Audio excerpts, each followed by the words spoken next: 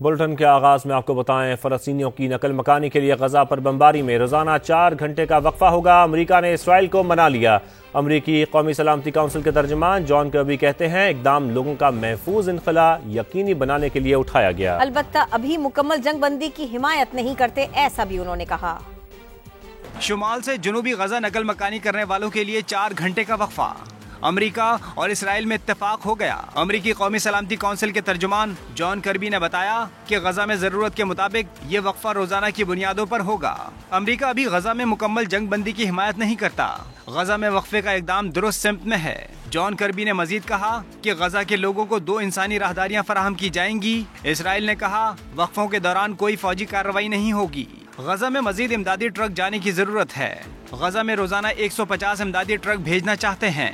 अमेरिकी सदर जो बाइडन ने भी गजा में वक्फे की तस्दीक कर दी। कहा इसराइल से ज्यादा वक्फे का कहा है। उधर इसराइली वजीर-ए-आज़म नेतन्याहू ने 3 रोजा जंग बंदी मुस्तरद की है। ताहम 4 घंटे के वक्फे पर जो बाइडन की बात मान ली है। गजा में इसराइली दहशतगर्दी ना रुक सकी। 24 घंटों में मजीद 200 मकामात को निशाना बना दिया, जिसमें 306 फलस्तीनी शहीद हो गए। बुज़दिल फौज ने ड्रोन के जरिए अल-शिफा अस्पताल के गेट पर मिसाइल दागे। जबालिया, अल-शाती और खान यूनस पर भी बमबारी की। 34 रोज में शहदा की तादाद 10,812 तक पहुंच गई। सऊनी फोर्सेस ने मजालिम छुपाने के लिए सहाफियों को भी गजा से निकल जाने की धमकी दे दी।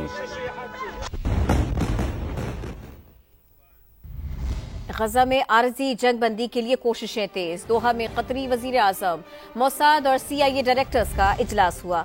इस इजलास में यरगमालियों की रिहाई से मुतालिक मुआहदे के खदुखाल और गजा पर हमले रोकने से मुतालिक मामलात पर गुफ्तगू की गए। सह-फरीकी इजलास का मकसद तमाम फरीकैन को बैक वक्त मेज पर बिठाना था, ताकि अमन अमल के लिए जारी कोशिशों को मंतिकी अंजाम तक पहुंचाया जा सके। इजलास में इंसानी हमदर्दी की बुनियाद पर जरूरी अशिया दरामद करने की इजाजत देने से मुतालिक उमूर पर भी तबादला ख्याल किया गया।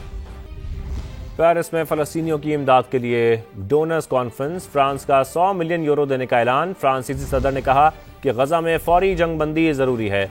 मिस्री वजीर खारजा ने फलस्तीनियों की जबरी बेदखली को मुस्तरद कर दिया। फलस्तीनी वजीर आजम ने कहा कि इसराइल आम शहरियों को निशाना बना रहा है। इसराइली इकदाम जंगी जराइम हैं।